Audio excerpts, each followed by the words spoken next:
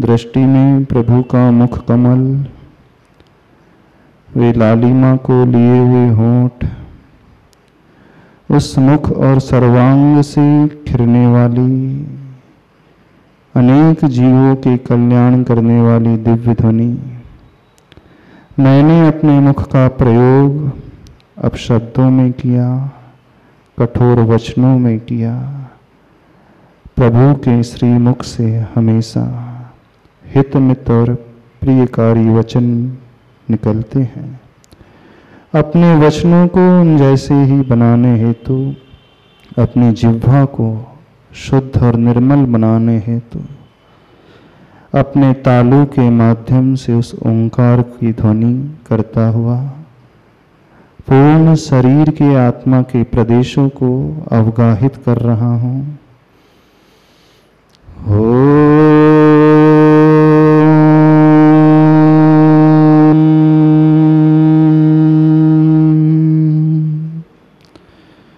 वह प्रभु की ग्रीवा अभिमान से रहित, दीनता हीनता से रहित संदेश देने वाली, मैं आज तक मान से भरा हुआ ईगो को पोषण करते आया हूँ। निराशावादी सोच लेकर दीनहीन बनता आया हूँ। अनिमेष भाव से उनके उस रूप को देखकर उस दीनता के भाव से मैं ऊपर उठ रहा हूँ। अभिमान को छोड़कर पूर्ण अपने ही स्वभाव में, ज्ञान और दर्शन स्वभाव में आ रहा हूँ।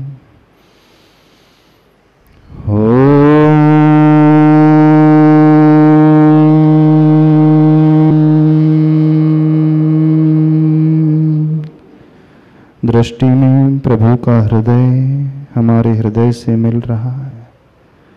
उन्हीं जैसे वात्सल्य की भावना, करुणा की, अनुकंपा की भावना अपने हृदय में धारण कर रहा हूँ। जीव मात्र के प्रति वह दया का भाव, विशुद्धि का भाव अपने भीतर बढ़ाता हूँ। अपने हृदय को उन जैसा हृदय बनाने हेतु, अपने हृदय में उन्हें देखते हुए, उनके हृदय को स्थापित करते हुए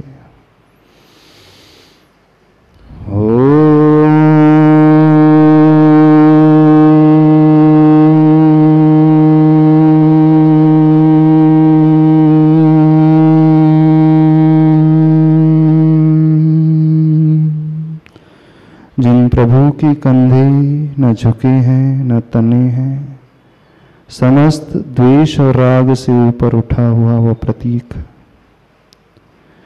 जिनकी बाएं हथेली पर दाएं हथेली है, समस्त कृत्यों से जो ऊपर उठ चुके हैं, कृतकृत्य हो चुके हैं, समस्त कर्तापन के भाव से जो ऊपर उठे हैं, वे उनकी हथेली दर्शा रही है। ऐसे ही अपने हाथों को निर्मल बनाने हेतु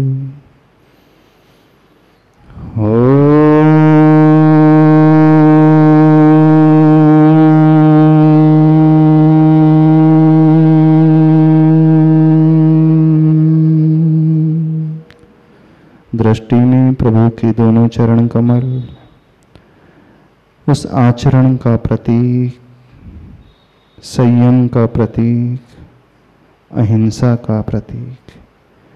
इन चरणों से न जाने कितनी हिंसा की, कितना घात किया। हरे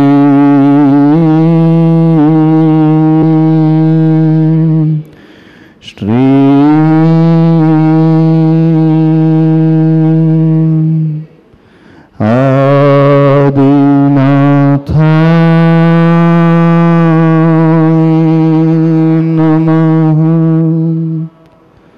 दृष्टि अपने हृदय की ओर लाएं। गहरी सांस लें। पूर्ण शांत होकर अपने चिंतन को पढ़ें, अपने विचारों को देखें।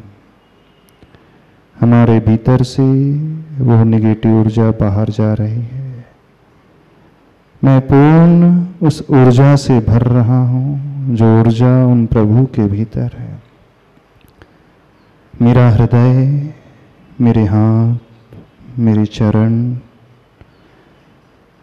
मेरा चेहरा, मेरी रीढ़, मेरी पीठ, कंधे, आंखें, सब प्रत्येक अंग उस ऊर्जा से आपूरित हो रहे हैं।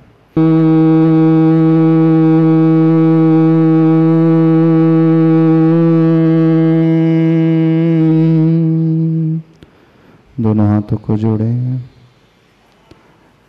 हल्का सा घर्षण करते हुए इस पूरी ऊर्जा को अपने शरीर से स्पर्श करते हुए देवादिदेव श्री आदिनाथ भगवान की जय। कहाँ मन लग रहा था? सही से बताना। लग भी रहा था कि नहीं लग रहा था? अनिमेष दृष्टि से देखें, फिर पलक बंद करके भी देखें। एक एक अंगोपांग को देखने की कोशिश करें, शांति से बैठ करके। कोई डिस्टरबेंस नहीं, कोई हो हल्ला नहीं, कोई मंत्र जाप नहीं, कोई स्तुति नहीं, कोई पूजा नहीं। थोड़ी देर के लिए ही सही, सिर्फ प्रभु को अपने भीतर देखें, उन भगवान को अपने भीतर हृदय में देखें। इससे बहुत विशुद्धि बढ़ती है, बहुत ऊर्जा भी बढ़ती है, और इसका सबसे बड़ा लाभ हमारा शरीर भी स्वस्थ होता है। परिणाम तो स्वस्थ होते ही हैं, मन मजबूत होता ही है। शरीर में रहने वाली जो विकृतियां हैं, टॉक्सिक मटेरियल हैं, वह भी धीरे धीरे दूर होते हैं। एक शुद्ध ऊर्जा का संचार ऊपर से लेकर नीचे तक हमारे भीतर होने लगता है। उतनी देर के लिए ही नहीं, इसका इफेक्ट फिर बहुत देर तक रहता है। भाव फिर बहुत अच्छे बने रहते हैं। प्रयोग करते हो आप लोग? कितने लोग मेडिटेशन करते हैं, ध्यान करते? नहीं करते? 4 प्रकार के ध्यानों में पदस्थ ध्यान, पिंडस्थ ध्यान, रूपस्थ ध्यान और रूपातीत ध्यान। पूज्यवर सुबचंद्र स्वामी जी ज्ञानार्णव ग्रंथ में इसका बहुत अच्छे से वर्णन करते हैं। हमें बहुत कुछ प्राप्त होता है। मंत्र जाप में तो उस पद का आलम्बन लिया जाता है। अरिहंत, नमो सिद्धाड़म, नमो आयरियाड़म, एक एक पद का आलम्बन लिया जाता है। तो मंत्र का ध्यान अथवा जाप वो पदस्थ ध्यान कहलाता है। प्रभु को स्थापित कर लेना वो पिंडस्थ ध्यान कहलाता है। पिंड यानी शरीर, और धारणा के माध्यम से प्रभु के रूप को देखना, प्रभु के शरीर की ओर दृष्टि करना, ये रूपस्थ ध्यान। और रूपातीत तो गुणात्मक होता है, चिंतन से अतीत होता है, ज्ञान दर्शनमय होता है। प्रवचन से जो लाभ नहीं होता है, कई गुना लाभ ध्यान से होता है। पढ़ने से जो लाभ नहीं होता है, कई गुना एनर्जी उस ध्यान से मिलती है। आंतरिक और बाहिरंग दोनों, शारीरिक और मानसिक और आत्मिक शक्ति का विकास होता है। बहुत सारी विधि है ध्यान की कि हम किसी मंत्र का ध्यान का आलम्बन लेकर के उसमें हो जाए तो भी मन लग सकता है। तो कोशिश करना। आजकल तो बहुत सारी फैसिलिटीज सबके पास, टेक्नोलॉजी के एडवांटेज भी बहुत सारे हैं। आप YouTube में जा कर के सुन सकते हैं, देख सकते हैं, जब चाहे उपयोग कर सकते हैं। पहले तो रेस्ट्रिक्शन थे कि टेलीविजन थी अकेले, जब टीवी में आता था तभी आपको बैठना पड़ता था। अब तो वो रेस्ट्रिक्शन भी समाप्त हो गई है ना, यानी फैसिलिटी बहुत मिल गई है। तो एक पक्ष अच्छा वाला पक्ष टेक्नोलॉजी का है, जो हमें सहायक सिद्ध हो जाता है हमारे लिए, वो भी है। तो इसका आलम्बन लेकर के भी आप कर सकते हैं। थोड़ी देर लगा दिया और उस स्वरूप का चिंतन इसके माध्यम से शुरुआत में किया, फिर जब अभ्यस्त हो जाते हैं तो फिर आलम्बन की आवश्यकता नहीं होती। जब व्यक्ति का स्वयं का चिंतन इतना बढ़ जाता है, स्वयं का जब अभ्यास बढ़ जाता है, तो उसे किसी आलम्बन की आवश्यकता नहीं होती।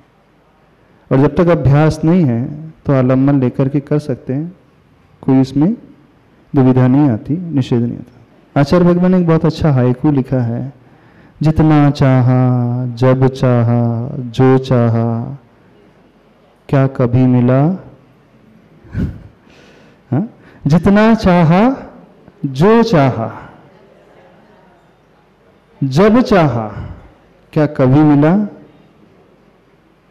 मिल जाता है। यदि चाहने से ही मिलना होता तो हम सब तो सभी भगवान बन ही गए होते, नहीं बन गए होते। हम सभी लोग परम सुखी हो गए होते, आनंद को तो प्राप्त कर लिए होते। लेकिन चाह के अनुरूप मिलता कब है? मिल जाता। हाँ, मिल सकता है चाह के अनुरूप, यदि हम इतना पुण्य अपना बढ़ा लें, पुण्य गाढ़ा कर लें, विशुद्धि इतनी बढ़ा लें, तो उस विशुद्धि के प्रताप से सब कुछ पा सकते हैं। जो चाहेंगे वो भी मिल जाएगा। अब हमारे हाथ में है, हम कितना बढ़ाना चाहते हैं और नहीं बढ़ाना चाहते हैं, ऐसे ही रहना चाहते। समझ में आ गया? श्लोक समझ में आ गया 11वां? आगे चले? किसमें कुछ रह गया? डाउट तो नहीं रहेगा? कोई किसी को कुछ पूछना तो नहीं? क्योंकि वैसे ही बहुत लंबा हो रहा है अपना, बहुत लंबी तो नहीं हो रहा है भक्तामर स्तोत्र। एक ही कुछ लोगों को जिज्ञासा हो सकती है, महाराज जी बहुत लंबा हो रहा है, आपको तो एक दिन में एक श्लोक पूरा कर ही देना चाहिए। हाँ, हो सकता है, प्रश्न उठ सकता है, क्या बात है। लेकिन मेन पर्पस जो है पढ़ना नहीं है, आत्मसात करना है, उतारना है। उद्देश्य क्या होना चाहिए? उद्देश्य जो है, जो चीज अपन को मिल रही है उसमें तटस्थ हो जाए, जितना भी मिले उसमें तटस्थ होके सम्यक रूप से अपन उसको। आचार्य भगवान एक ही चीज हमेशा कहते हैं, हम जो भी करें अच्छे तरीके से करें, पूर्ण तरीके से करें, गहराई तक जाकर के करें, संख्या पर ना जाए, गिनती पर ना जाए। सबके साथ अधिकांश प्रॉब्लम होता है कि जितने भी नियम है संख्या और गिनती तक ही रहते हैं। पेज स्वाध्याय करना है तो किसी का 5 पेज पढ़ने का नियम रहेगा, किसी का 30 मिनट का स्वाध्याय का नियम रहेगा, किसी का 1 घंटे का नियम रहेगा। तो वो फिर खाना पूर्ति में लग जाता है। जहाँ तक हम समझते हैं मेरा नियम ये है तो मुझे पूरा करना है। नियम ये होना चाहिए, हमें उसके रहस्य तक पहुँचना है, हमें उसके आनंद तक पहुँचना है, उसकी गहराई तक पहुँचना है। फिर भले ही वो 1 साल में 1 पेज भी हो तो कोई टेंशन नहीं लेना। क्वालिटी वाला होना चाहिए स्वाध्याय, जो है क्वांटिटी वाला नहीं होना चाहिए। लेकिन दुनिया सिर्फ क्वांटिटी के पीछे पड़ी है, क्वालिटी की ओर कोई। जब हम अभी पूज्य सुबह सगा महाराज जी से मिले थे, महाराज जी लोग स्वाध्याय करते थे, तो महाराज जी श्लोक वार्ती का स्वाध्याय कर रहे हैं, तो 5-6 साल तक उनका एक ही ग्रंथ चलते रहा, पूरा ही नहीं होता है। महाराज जी बोलते मेरे तो एक दिन में 1 ही पेज हो पाता, कभी आधा ही पेज हो पाता, कभी 2 ही पेज हो पाता, बढ़ ही नहीं पाता हूँ। बोले मैं जब तक गहराई में ना उतर जाऊं मैं आगे बढ़ ही नहीं पाता। तो गहराई का बहुत लाभ होता है। जब तक हम गहराई में प्रवेश नहीं करेंगे, आत्मसात कुछ नहीं होगा। यदि हम आत्मसात करना चाहते हैं कुछ भी, चाहे नमोकार मंत्र हो, चाहे भक्तामर स्तोत्र हो, चाहे वो पूजा हो, चाहे मंगलाष्टक हो, चाहे अन्य स्तोत्र हो, चाहे अन्य कोई ग्रंथ हो, तो उसकी हमें अंतरंग तक पहुंचना होगा। और तब उसमें से सेटिस्फेक्शन और आनंद मिलता है। लगता है कि हमने कुछ पाया, नहीं है तो सब ऊपर ऊपर चलते ही रहता है। कोशिश आप लोग भी यही करना कि स्वाध्याय करो, स्तुति करो, पूजा करो, भले ही कम करो, लेकिन अंदर तक कर, जड़ों तक पहुंचने की कोशिश। भाव भासना हो सके, भाव भासना तो कथनचित पढ़ करके भी हो सकती है। ऊपर 2 लाइन हमने पढ़ लिया, उसका हिंदी में अर्थ लिखा ही है, सबके पास पुस्तक रहती है, और उसका शब्दार्थ भी सबको मिल जाता होगा। तो शब्दार्थ तो 2-4 पंक्ति में लिख दिया जाता है, उसमें कोई बड़ी बात नहीं होती है। लेकिन जो लिखा है आचार्य भगवान ने, हम कितना उसका क्रियान्वयन कर रहे हैं, कितने भाव भाषणा में हम उसे जी रहे हैं, वो सबसे महत्वपूर्ण होता है। तो कोशिश करोगे ऐसे, अपने पुराने ढर्रे को बदल दोगे? पुराने ढर्रे को बदलने की कोशिश करना थोड़ा सा कठिन होगा, क्योंकि जो बरसों से करते आए हूं, 20 साल से करते आए हूं, ऑल ऑफ सडन यदि कहा जाए कि अब उस टेक्निक को बदल दो, उस तरीके को बदल दो, तो नए तरीके को अपनाने में थोड़ा पसीना भी बहाना पड़ेगा, थोड़ा समय भी देना पड़ेगा, थोड़ी सुविधाएं भी छोड़ना पड़ेगा, थोड़ा सा कठिनता का सामना भी करना पड़ेगा। लेकिन इन सब के बाद जो मिलता है वो अद्भुत मिलता है, अलग ही प्रकार का मिलता है। ठीक है, अगला श्लोक लेते हैं, श्लोक नंबर 12। यह श्लोक क्या कह रहा है? अब प्रभु के सुंदर रूप का वर्णन कर रहा है। इसका पहले उच्चारण कर लें। यह शांत राग रचिभिः परमाणुभिस्त्वं, पढ़ो, यह के बाद विसर्ग है, यह शांत राग रुचिभिः परमाणुभिस्त्वं निर्मापितस्त्रिभुवनैकललामभूत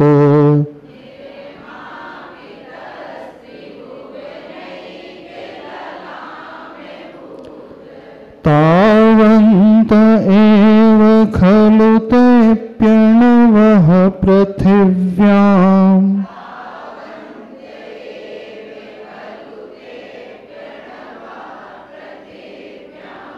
यत्ते समानमपरं नहि रूपमस्ति।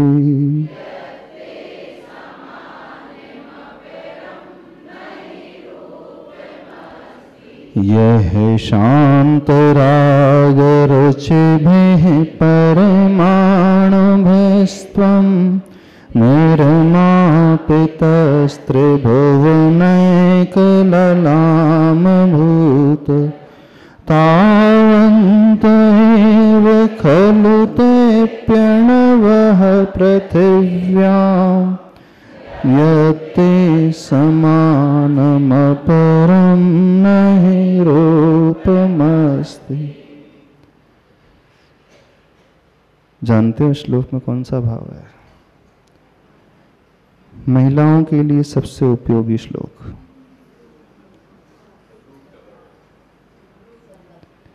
महिलाओं के लिए सबसे उपयोगी श्लोक, सुंदरता पाने का श्लोक, रूप को पाने का श्लोक, रूप के वर्णन करने वाला श्लोक। गलत तो नहीं कह रहे? आप लोग सबसे अधिक क्या चाहते हो? वैसे पुरुष भी कम नहीं है, आजकल तो ट्रेंड नहीं चल रहा है, बहुत बड़ा बिजनेस चलने लगा है कॉस्मेटिक इंडस्ट्रीज का। बहुत बड़ा एक मेजर चंक जो है इकोनॉमी का इसमें जा रहा है। किस में जा रहा है? सिर्फ कैसे सुंदर दिख सकें, शरीर के माध्यम से कैसे हम अच्छे दिख सकें, उसी की जद्दोजहद में व्यक्ति आज लगा हुआ है। नहीं लगा हुआ? हर व्यक्ति, स्त्री वर्ग अधिक है, पुरुष वर्ग भी पीछे नहीं है। अब उसकी तलाश में वो न जाने क्या क्या करते रहता है। एक डॉक्टर हमसे कह रहे थे, महाराज जी पहले रेडियोलॉजी जो ब्रांच सबसे ज़्यादा कीमती मानी जाती थी, मतलब उसके साथ साथ कौन सी ब्रांच भी सबसे ज़्यादा मानने लगी कीमत की डॉक्टर साहब? किसके रेट पीजी में सबसे बढ़ गए हैं? हाँ, प्लास्टिक सर्जरी वाले, वह सर्जरी की डिमांड अब बहुत बढ़ने लगी है। जो डर्मेटोलॉजिस्ट होते हैं उनकी डिमांड अब बहुत बढ़ने लगी है। स्किन डिजीज, स्किन कैसे सुंदर बन सके, चमड़ी कैसी अच्छी दिख सके, उसकी डिमांड अब बहुत पीक पर हो रही है, आ रही है ना। और हर व्यक्ति आज हेल्थ कॉन्शियस तो है ही, लेकिन लुकिंग कॉन्शियस भी बहुत ज्यादा हो गया, नहीं हो गया? बहुत ज्यादा लुकिंग कॉन्शियस हो गया। क्या लड़के क्या लड़कियां उसी में लगे रहते हैं, लगे रहते कि सबसे ज्यादा कौन से सेंटर देखने को मिलते हैं हर शहरों में? Spa centre, beauty parlour, hair salon,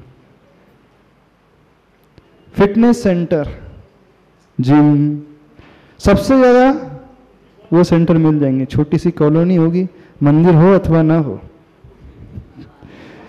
मन को सुंदर बनाने वाला मंदिर हो अथवा ना हो, लेकिन शरीर को सुंदर बनाने वाला स्पा और सैलून और ब्यूटी पार्लर और जिम अवश्य मिल जाएंगे। मिल जाएंगे कि नहीं? और इतना क्रेज बढ़ गया है कि लोग ने साइड में शुरू कर दिया है, बिजनेस भी शुरू कर दिया है। कई तो जैन महिलाओं ने भी शुरू कर दिया है। हुआ है कि नहीं? तो सुंदरता के पीछे हर व्यक्ति आज भाग रहा है। कौन सी सुंदरता? बाहरी सुंदरता के पीछे भाग रहा है। सुंदरता होना चाहिए कि नहीं होना चाहिए? होना तो चाहिए, बिल्कुल होना चाहिए, क्योंकि सुंदरता प्रभावित करने वाली होती है। और प्रभु के गुणों में भी बहुत सारे गुण शरीराश्रित गुण ही हैं।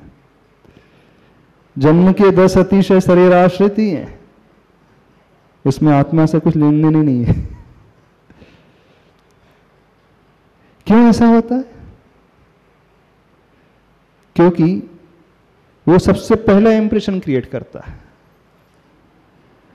लुकिंग जो होता है पहला इंप्रेशन क्रिएट करता है, उसके बाद फिर व्यक्ति उसकी way of talking, way of eating, जब जो डिफरेंट एक्टिविटीज वो करेगा बाद में नजर आएंगे, तो उसी से सबसे पहले वो प्रभावित होता है और उसी के चक्कर में पड़ा है। फिर बाद में गुणों की ओर दृष्टि जाती है आंतरिक। तो सुंदर रूप बनाने का मंत्र, श्लोक नंबर 12। जैसे अपने आप को सुंदर बनाना हो, वह श्लोक की स्तुति शुरू कर दे। यदि हम ये कहें तो ठीक है? ठीक नहीं है? क्यों नहीं ठीक है? जिसे अपने आप को सुंदर बनाना तो श्लोक नंबर 12 पढ़े। गलत नहीं है, सही है। रूप सुध निखर जाएगा, निखर जाएगा रूप। नहीं, बहिरंग भी निखरेगा, आंतरिक भी निखरेगा। बहिरंग रूप भी निखर करके आ जाएगा और आंतरिक भी आ जाएगा। चलो इसके पहले शब्दार्थ को देख लेते हैं, फिर इसके भाव को देखेंगे। यह शांत राग रुचि भी परमाणु भी त्वं निर्मापितः। कौन, किसके लिए कहा जा रहा है? त्रिभुवन एक ललाम भूतः। आदिनाथ भगवान के लिए अथवा तीर्थंकर प्रभु के लिए कहा जा रहा है, हे प्रभु, आप क्या संबोधन प्रयोग किया है? त्रिभुवन एक ललाम भूत, यह संबोधन है। दूसरे चरण में 3 भुवन में एक आप ललाम भूत, यानी एक आभूषण के स्वरूप में है। 3 भुवन से अर्थ हुआ 3 लोक में, ऊर्ध्वलोक, मध्यलोक और अधोलोक। तीनों ही लोकों में हे प्रभु आप कैसे हैं? एक ललाम भूत आभूषण के स्वरूप हैं। यहां पर उनका संबोधन प्रभु का ही किया गया। तो आभूषण जो होता है सुंदरता को दिखाने वाला, बढ़ाने वाला। अब वह सुंदरता कैसे आपके भीतर आ गई? कैसे आ गई भगवान के भीतर? तो शांत राग रुचि भी परमाणु भी त्वं निर्मापितः, यानी आपका जो शरीर का निर्माण हुआ है वो किस प्रकार से हुआ है? कौन से परमाणु से बना हुआ है? शांत हो गए हैं जिनकी राग और दोष। ऐसे परमाणु से आपका सुंदर से सुंदर औदारिक शरीर निखर करके बना है। तो आप कैसे हैं? तीन भुवन के एक आभूषण स्वरूप हैं। यह का अर्थ है जिन भगवान यानी जो तीन भुवन के आभूषण स्वरूप हैं उनका निर्माण शांत राग रुचि। रुचि का अर्थ होता है, क्या अर्थ हुआ? सुंदर रुचि भी। ऐसे सुंदर सुंदर, रुचि का अर्थ होता है किरण भी होता है, और शांत राग रुचि भी, यानी सुंदर परमाणु जिसका राग एकदम शांत हो चुका है। अब यहाँ पर दो चीजें निकल करके आ रही हैं। जिनका राग शांत हो चुका है उनका शरीर उन परमाणुओं से बना है। किनका? जिन प्रभु का राग द्वेष आदि दोष आदि शांत हो चुके हैं, ऐसे प्रभु का शरीर की रचना जो है रुचि भी परमाणुओं के द्वारा, यानी सुंदर परमाणुओं के द्वारा रचना हुई है। वे प्रभु तीन लोक के ललामभूत आभूषण हैं। एक अर्थ यह निकलता है। अब दूसरा अर्थ, शांत राग रुचि भी परमाणु भी। यदि इसे हम परमाणुओं का विशेषण बना लें तो आप कौन से रॉ मटेरियल से बने हैं? देखना, परमाणु से मतलब यहां पे क्या लेना? वो वर्गणा, आहार वर्गणा, औदारिक वर्गणा, जिन औदारिक वर्गणा के माध्यम से शरीर की रचना होती है। शरीर कैसे बनता है? मेडिकल साइंस क्या कहेगा? जो भोजन किया जाएगा माँ के गर्भ में, जो सेल्स हैं, सेल्स की ग्रोथ होती है, और जैसे जैसे ग्रोथ होती है उससे मांस पेशियाँ, हड्डियाँ, खून, चमड़ी, स्किन, ऐसी वृद्धि होती।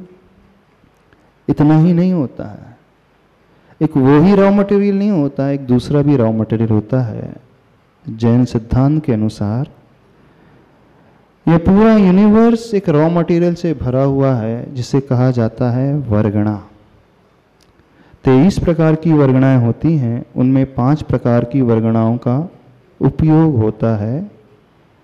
आहारक वर्गणा, तेजस वर्गणा, कार्माण वर्गणा, भाषा वर्गणा और मनोवर्गणा। साइंस को समझ लो थोड़ा सा। जो हम सबका शरीर बनता है उस शरीर के लिए रॉ मटेरियल की आवश्यकता होती है, बल्कि कुछ भी प्रोडक्शन नहीं हो सकता। रॉ मटेरियल में कच्चा माल। यदि कोई फिनिश्ड प्रोडक्ट बनकर के तैयार हो रहा है तो उसके लिए कच्चे माल होना कंपलसरी है।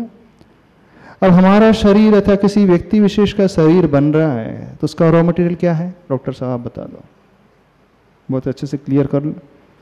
आपका सिद्धांत क्या कह रहा है, जैन सिद्धांत क्या कह रहा है, थोड़ा सा समझो। बहुत बड़ा रहस्य छिपा हुआ है। यदि कोई इसे समझ लेना तो हम कह रहे हैं आपका सम्यक दर्शन मजबूत हो जाएगा।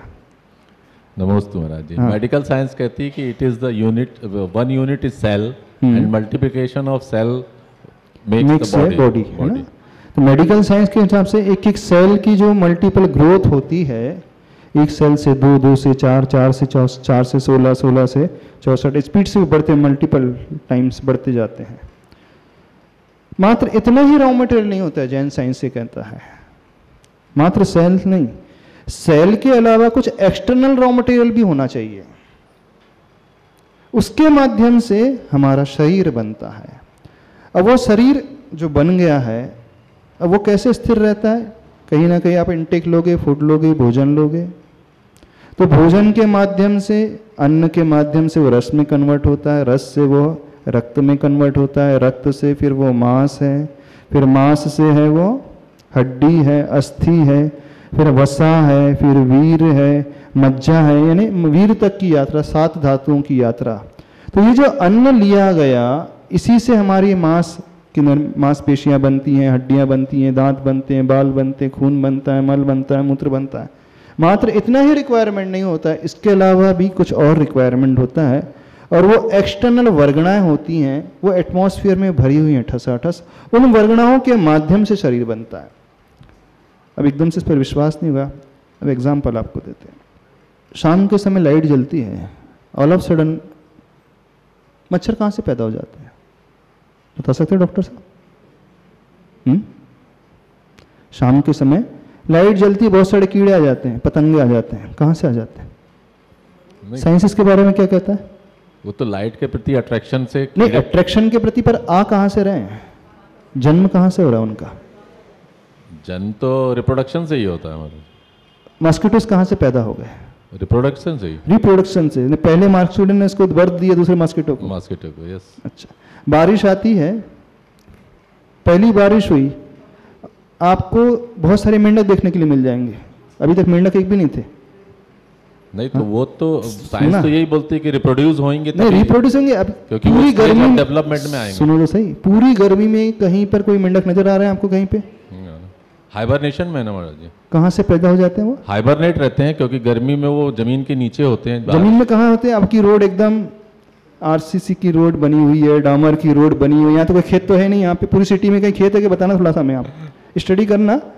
आप कह रहे कि जमीन के अंदर से आ जाते हैं। सिटी में मेंढक बहुत कम दिखेंगे महाराज जी, खेतों में ज्यादा दिखेंगे, क्योंकि हाइबरनेट हो जाते हैं। सुनो तो सही, अब हम लोगों का चतुर में ग्रीष्म अवकाश विदिशा में था, लगभग जून का समय था। फर्स्ट ट्रेन हुई सवेरे सवेरे, और इतने बड़े बड़े मेंढक, इतने बड़े बड़े मेंढक, कुछ मेंढक तो जीवित थे, कुछ मेंढक के ऊपर से गाड़ियां निकल गई, ट्रक निकल गई पिचके हुए, जो आज तक नजर नहीं आ रहे थे डामर रोड में। वहां कोई खेत नहीं था, सुनना, कोई भी नहीं था, कोई मेन होल नहीं, कुछ खेत नहीं, और कुछ तो मेंढक चिपटे हुए रास्ते से चिपके हुए हैं, गाड़ी निकल गई। अब इतनी बड़ी बॉडी है, वो कहाँ से आ गए? सब हाइबरनेट थे महाराज जी, वो डेवलप हो रहे थे साइड से, जो रोड के साइड में। गर्मी में कहाँ थे? जमीन के अंदर थे। अरे सॉलिड एक कंक्रीट रोड है, उसकी हम बात कर रहे हैं। आजू बाजू कहीं नहीं, पूरा फुल्ली कंक्रीट है, कहीं पे भी आजू नहीं, मिट्टी कहीं पर नहीं है। आप गांव की बात करो, खेत की बात करो, तो हम आपका कंसेप्ट समझ सकते हैं। थोड़ा सा थिंक ओवर इट, लॉजिक लगाने की कोशिश करो। चारों तरफ आरसीसी और डामर रोड है, सीमेंट कंक्रीट का, जहां चारों तरफ जंगल है, मेट्रो सिटीज है, उसकी बात कर रहे हैं। और इतने बड़े बड़े मेंढक कहां से आ गए? विज्ञान ये बोलता है, मेडिकल साइंस बोलता है, नीचे से निकल करके आ गए। हाइबरनेट करते हैं वो गर्मी में। अरे आप गर्मी में सर्च करना, आज जाकर के कहीं मेंढक आपको मिल जाएगा, लेंस लेकर के ढूंढना कहीं पे, एक आध मेंढक तो घर सड़क के किनारे में छोटा सा मिल जाए, मूंगफली के दाने के बराबर। साइंस तो यही बोलती है। साइंस तो भले ही बोल रहा है, लेकिन आप लॉजिक तो लगाओ। भले ही साइंस ने बोल दिया तो हम एक्सेप्ट कर लें, हम सर्च तो करें, थोड़ा सा देखे तो सही। आज सभी लोग देखना, लेंस से ढूंढना कहीं मेंढक मिल रहे हैं क्या? जमीन खोदनी होगी महाराज जी, जमीन खोदनी होगी बिल्कुल, क्योंकि वो कम से कम 20 से 25 फीट नीचे तक चले जाते हैं। अच्छा, इतने सॉलिड पानी में चले जाती है, तो हमने सुना था अब एकदम सॉलिड अर्थ में 25 फीट में चले जाएंगे। सॉलिड में नहीं जाएंगे ना कहीं। अब जैन साइंस क्या बोलता है? एक जन्म होता है जिसे समूर्छन जन्म कहा जाता है, यानी ऐसा क्लाइमेट क्रिएट हो जाता है तो अपने आप वो जीव जंतु पैदा हो जाते हैं। अच्छा, घर में रोटी है, एक दिन पुरानी हो जाती है, फंगस कहाँ से आ जाते हैं उसमें? तो बताना, फंगस कहाँ से आ जाते हैं?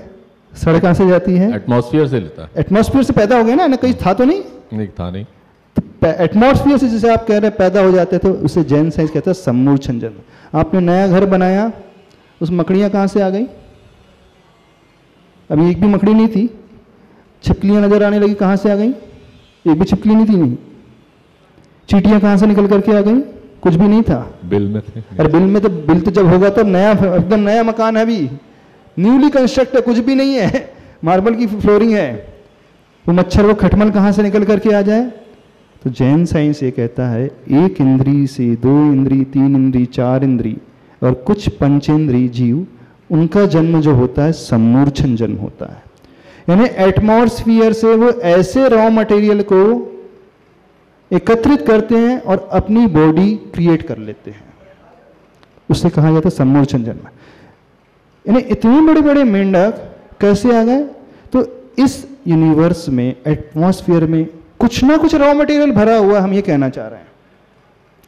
अब जन्म हो गया, उनकी बॉडी आ गई, उसके बाद जो भोजन करेंगे तो उनकी ग्रोथ होगी, वो अलग चीज हो गई। पर इनिशिएशन के लिए कहीं ना कहीं से तो आएगा। तो जो आपने एक्सेप्ट किया कि फंगस एटमॉस्फेयर से आ जाती है, कुछ भी बाहर गोबर गिरता है गाय का, वहाँ पे कीड़े पैदा हो जाते हैं, उसमें जीव जंतु हो जाती हैं, बारिश के समय में वो पैदा हो जाते हैं, मशरूम पैदा हो जाते हैं, जैसे बहुत चाव से आप लोग खाते हैं, नहीं खाते सब्जी बना करके, आजकल तो बहुत ट्रेंड चल रहा है मशरूम। वो कहाँ से पैदा हो जाते हैं? गंदगी में, कचरे में पैदा होता है मशरूम। उसकी वो मशरूम का जो भी है एक्सटर्नल बॉडी कहाँ से, थोड़ा सोचने की कोशिश करो, उसकी बॉडी बनती कैसे है, उसके लिए रॉ मटेरियल आता कहाँ से, चिंतन करना आज। तो वो रॉ मटेरियल एटमॉस्फेयर से आता है, उसका नाम होता है वर्गणा, आहार वर्गणा। यानी उसी के फिर भेद बहुत सारे रहते हैं। औदारिक वर्गणा, चूंकि मनुष्य और तिरंज का शरीर जो होता है औदारिक शरीर होता है, और उसी रॉ मटेरियल से वो शरीर का निर्माण होता है। बिना उसके हमारी बॉडी बन नहीं सकती। हाँ, उस बॉडी को फिर मेंटेन रखने के लिए फूड की आवश्यकता होगी, उन सेल्स की ग्रोथ होने के लिए पानी की, न्यूट्रिशन की, अब सबकी आवश्यकता होगी। लेकिन वो न्यूट्रिशन के साथ साथ एक एक्सटर्नल रॉ मटेरियल होता है, उस रॉ मटेरियल के बिना किसी की भी बॉडी नहीं बन सकती। तो वो वर्णन इस श्लोक में किया जा रहा है, प्रभु आपका शरीर जो बना है कौन से परमाणु से बना है? परमाणु से मतलब यहां पर क्या लेना? औदारिक वर्गणाएं। ये सम्मूर्छन जन्म के माध्यम से पैदा होते हैं, और सम्मूर्छन जन्म के माध्यम से पैदा तब होंगे जब कहीं ना कहीं वातावरण में वो कच्चा माल होगा, वो रॉ मटेरियल होगा। तो उस रॉ मटेरियल की चर्चा इस श्लोक में की जा रही है। तो प्रभु का शरीर इतना सुंदर कैसे है? तो वो ऐसे ही रॉ मटेरियल से, ऐसे ही सुंदर परमाणु से बना है। इस श्लोक में यहाँ पर यह वर्णन किया जा रहा है। अब इस श्लोक के अर्थ को अपन आगे देख लेंगे, आज समय हो गया, ठीक है।